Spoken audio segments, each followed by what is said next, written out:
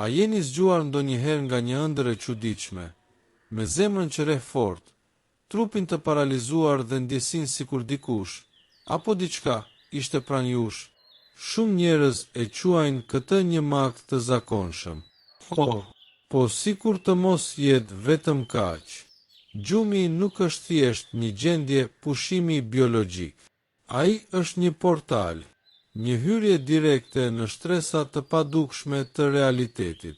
Është pikërisht në këtë gjendje që ndërgjegja jonë, e çliruar nga trupi fizik, mund të endet në përdimensione, disa të larta, të tjera rrezikshëm të errta. Gjatë gjumit, trupi astral shkëputet nga materia dhe lidhet me plane të tjera të ekzistencës. Dimensione ku jetojnë ndërgjegje të humbura, energji negative dhe entitete që ushehen nga vibracioni ynë. Po, ndërsa flini, energjia juaj mbetet aktive, duke tërhequr saktësisht atë me të cilën përputhet.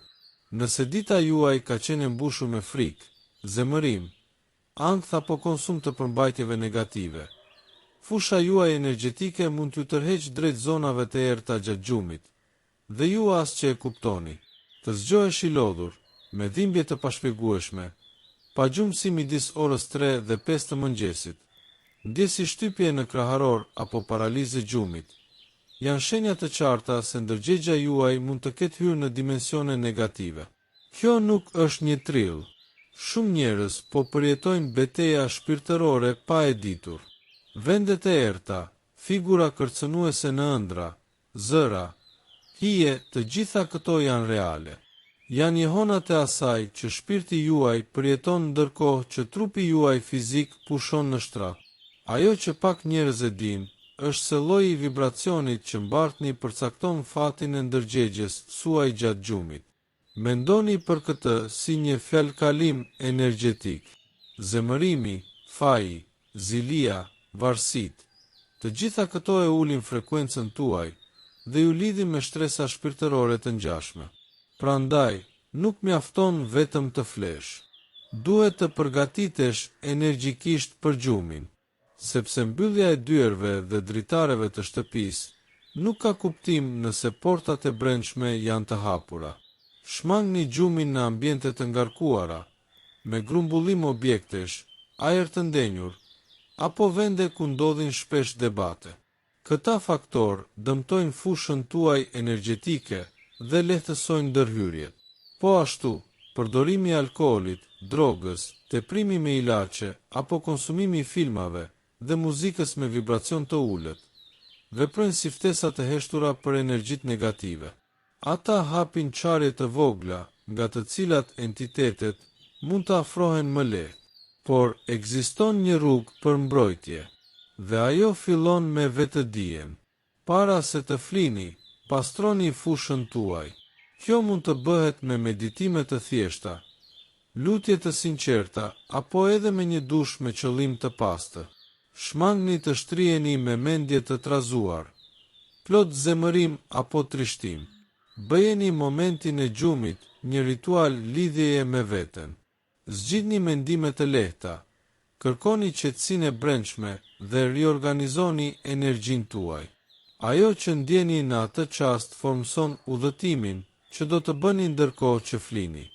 Mbani mend, ajo që mbani brenda vetes tërheq atë që ekziston jashtë. Nëse emocionet tuaja janë në çekuilibër, fusha juaj energjetike bëhet e prekshme, dhe është në këtë dobësi që ndodhin lidhjet negative. Forconi vibracionin tuaj, ushqeni mendimet e larta, shmangni gjykimet, thashethemet dhe sjelljet që ushqejnë energji të dendura. Mbrojtja shpirtërore fillon me qëndrimin që zgjidhni të mbani çdo ditë, jo vetëm gjatë natës. Besoni, bota shpirtërore është më afër nga sa mendoni. Mos prisni të vuani për ta kuptuar këtë. Nëse dëshironi një gjumë vërtet shërues, filloni tani të ndryshoni frekuencën tuaj. Ju keni fuqinë të vendosni cilët porta do të hapni. Dhe mos harroni, ajo që bëni para se të flini nuk zhduket. Ajo ju ndjek, dhe mund të jetë pikërisht ajo që përcakton ku do të endet shpirti juaj sonte. Ndrysho mënyrën se si lidheni me jetën, me gjumin, me universin dhe me veten. Ju ftoj të bashkoheni në sfidën e ndërgjegjes kuantike. Janë 21 ditë me ushtrime praktike, të thjeshta, por të thella, që do të rrisin frekuencën tuaj, do të riformatojnë mendjen tuaj dhe do të zgjojnë fuqinë tuaj të manifestimit të vetëdijshëm. E dini pse kjo ka lidhje me gjithçka që diskutuam? Sepse një nga çelësat më të fuqishëm për të hyrë në shtresa më të larta gjatë gjumit është ndjenja e mirënjohjes. Mirënjohja ndryshon fushën tuaj energjetike, largon pengesat dhe tërheq mbrojtjen shpirtërore në mënyrë natyrale. Gjatë sfidës, do të ushqeni këtë ndjesi çdo ditë, dhe nuk është vetëm teori. Rezultatet tashmë janë duke u shfaqur tek ata që kanë hyrë në këtë udhëtim.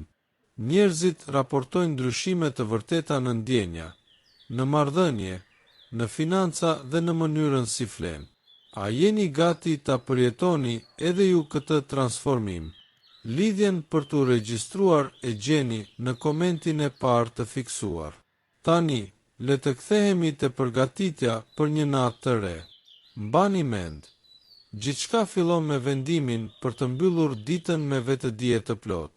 Mos e çoni tensionin në shtrat, çoni paqe, pranin tuaj dhe qartësinë. Me kalimin e ditëve, kjo bëhet një zakon i ri, një zakon që nuk ndryshon vetëm netët tuaja, por të gjithë jetën. Nëse ka një mjet të fuqishëm dhe të lehtë për ta mbrojtur energjinë gjatë gjumit, është fjala. Por jo çfarëdo fjale. Bëhet fjalë për fjalën që sjell dritë, që ka qëllim dhe që lidhet me diçka më të madhe se ne. Kur flasim me fjalë të mbushura me dritë para gjumit, ne programojmë mendjen tonë për t'u lidhur me dimensione më të larta ndërsa flem. Është si të hapësh një derë që na çon drejt një vendi ku shpirti ynë mund të shërohet, të udhëzohet dhe të ngrihet. Shumë njerëz nuk e kuptojnë fuqinë që fshihet në momentet para se të mbyllin syt, por pikërisht në ato çaste, ne mund të vendosim drejtimin e natës sonë. Prandaj, nuk është thjesht një lutje, është një hyrje në një botë të re shpirtërore.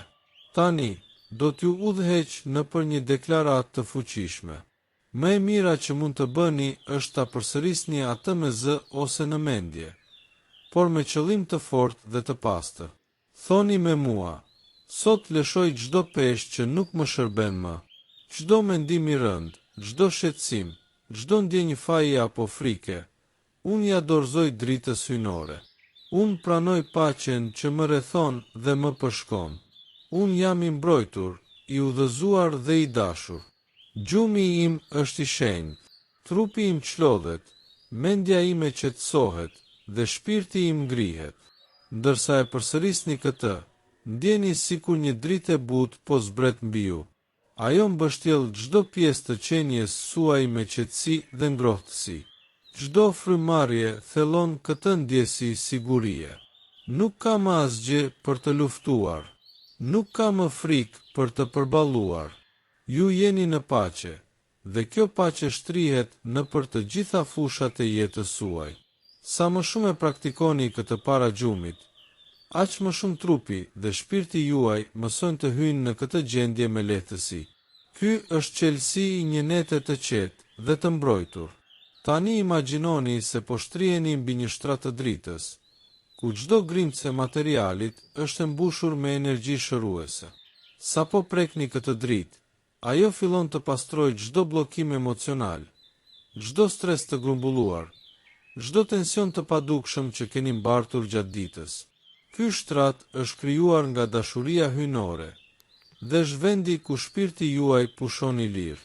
Ndërsa ju shtriheni, drita fillon të rrihet përmes trupit tuaj, duke shëruar, duke balancuar dhe duke ju rikthyer në gjendjen tuaj të natyrshme të qetësisë. Përsëritni me mua. Unë lejoj që drita e Zotit të më shëroj. Unë jam një me paqen hyjnore. Çdo qelizë e trupit tim është e mbushur me jetë, me dritë dhe me dashuri. Unë jam i sigurt. Asgjë nuk më kërcënon. Unë e lejoj veten të fle thellë dhe në paqe. Gjatë kësaj nate, shpirti im udhëton në dimensione më të larta ku merr udhëzim, qartësi dhe forcë. Ndërsa thoni këto fjalë, ndjeni sikur zemra juaj zgjerohet dhe mbushet me një dritë të ngrohtë që pulson me ritmin e dashurisë hyjnore. Tani shikoni para syve të mendjes një derë të artë. Ajo është e hapur dhe e ndriçuar nga brenda. Prapa saj është vendi i qetësisë së përjetshme, aty ku nuk ka ankth, nuk ka dhembje, vetëm harmoni e pastër. Shpirti juaj ecën ngadalë drejt asaj dere. Çdo hap është i lehtë, i mbrojtur dhe i udhëzuar. Kur e kaloni pragun e saj, ndjeni menjëherë ndryshimin. Një val paqeje ju përfshin dhe gjithçka rreth jush bëhet e qartë. Ky është vendi ku do të pushoni sonte. Këtu, asgjë nuk mund t'ju lëndojë.